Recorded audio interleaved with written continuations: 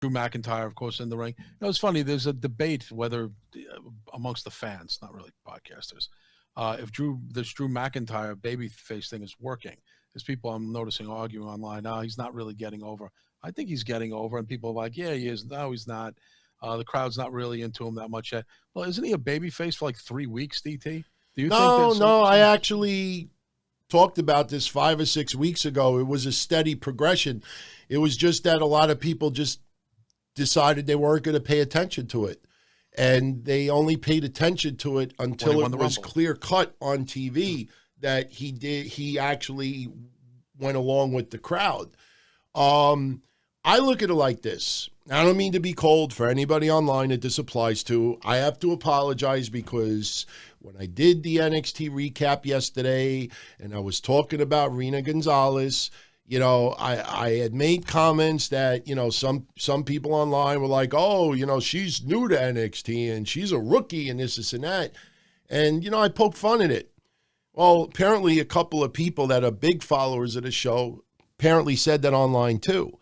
And they thought I was taking shots at him. And I will say this for the 888th time.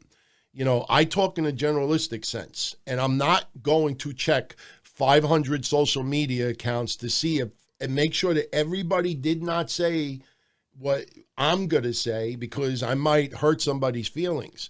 It is not directed towards anybody specifically, but I express an opinion.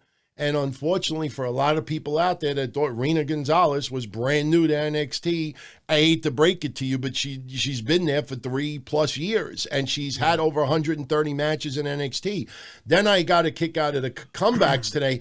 Well, it was mostly off TV, and yeah, it was the Mae Young Classic and maybe a couple of TV episodes, but it was mostly off TV. Well, then that would be pretty hilarious to see podcasts or websites covering promotions like MLW or Ring of Honor or other feds when they can't get them on TV because their cable provider doesn't show it, or maybe a fed doesn't have TV. Why would anybody cover New Japan in the United States now? There's no TV. So don't give me this no TV stuff. If you are covering a particular product, you don't just watch TV and react to what you see on TV. You're supposed to research. You're supposed to see everything that's going on a daily basis. So, I got to preface this once in a while and give almost like a public service announcement or a reminder to everybody that, when I make comments and I throw opinions out there that might hurt some people's feelings, I can't monitor what every single person's. That's why I have almost everybody muted. I don't want to know what other people say because then I got to say to myself, oh, I don't know if I could say this because I know so-and-so said this. Well, fans have a habit of also saying like, oh, Tony said that already. JD said that already. Mitch said that. Kevin said that. We don't know. And not for nothing, we might be thinking the same thing because we do the same thing. Sometimes we agree, sometimes we don't. But it's right. You don't go and check every other podcast or fans update. I don't see a lot of things. A lot of things get past me, to be honest with you. But this is what it has to do with Drew McIntyre. Right. All right. When I see, just random people who are saying, oh, Drew McIntyre's not really over. When I hear that crowd reaction and the Claymore countdown and I hear them popping and it's overwhelmingly over for Drew McIntyre, whoever those people are that are writing on online, you know what I do? I ignore them. Because if the crowd is popping big time, like yesterday, I saw tons of people crapping on Finn Balor versus Johnny Gargano where the match wasn't even a third into the match. And I'm like, it's got to build up a story. It's got to tell a story. And then towards the end of the match, people are still crapping on it. But meanwhile, I'm watching on TV, and that Portland crowd was awesome yesterday. And they're chanting, this is awesome, and this and that. And they were really into it. And I'm saying to myself, all right, well, my eyes deceiving me and my ears deceiving me. If a majority, that's why I stick up for AEW more than others. Because you and me and some others deep down inside might be like, wow, some of this stuff in AEW is just really just whack.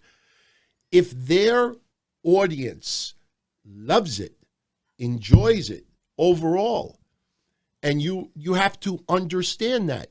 you can't turn around and because 80 or 90% of the AEW fans are all going googly-eyed over Cody, you can't turn around and say, oh, he's not over. He's not good. He's not this. Why is he in this position? You know, when the guy has got that kind of reaction from the AEW fans, you know, as much as you may not agree with it or may not like it, or you might feel like, what do these people see? You know, at the end of the day, those people who are paying the money, going to the shows, they're the ones that decide, not us behind a keyboard, not us behind a microphone. We could express our opinions. But with Drew McIntyre, when I see the crowd, listen to when they do the countdown. Yeah, it's a little goofy, but the crowd, they're interactive. And that's something I said 5 or 6 weeks ago. The more Drew McIntyre interacts with the crowd, the easier it'll be to get over, because he's giving the crowd what they want. He does a Claymore kick. He starts hearing the crowd go one more time, one more time. You bets damn believe that unless there's an injury, Drew McIntyre is going to hit that second kick to make the fans happy. You give the fans what they want, and that gets the fans more over with him. So these random people online, I respect their opinions, but I respectfully disagree. Yeah, no, and again, it's you're right, and especially in what we do, we have to be fair and kind of balanced. Exactly. If the audience is enjoying it, we could say in our minds, "Oh, it's not for me."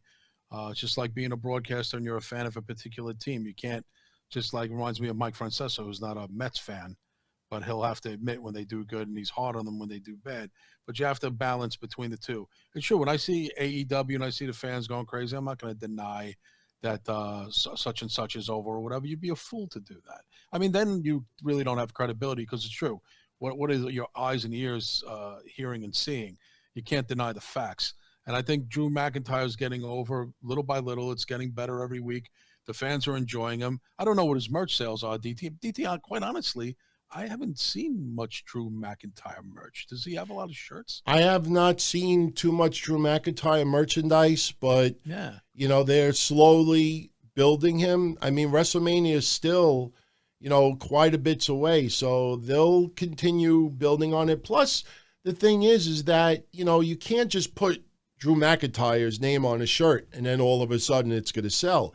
There's got to be a theme to it. There's got to be, you know, like graphics, logos, and, you know. Well, maybe something with the Claymore countdown or something. Right. Well, see, that like only started clicking a couple of weeks ago. So now they see how that's clicking, and I'm sure a shirt, if it's not out already, there's going to be a shirt that's going to come out that'll reflect that countdown. Look at Matt Riddle. You know, how many fish could Bobby Fish fry if Bobby Fish could fry fish? You know, it caught on. So WWE's like, we'll put it on a shirt for a month, see if it sells, and people are buying it. So, you know, they have to come up with designs for Drew McIntyre, and they're going to do whatever the crowd is interacting with. And the only way they'll be able to figure that out is when the crowd is interacting. So I'm sure that there's a couple of things in development right now. Yeah, because they got that Rollins Monday Night Messiah shirt out pretty quickly. Yeah. Oh, Monday Night Messiah, man. It's the just Sermon of Suck. You want to get into that? Yeah, I mean, you know,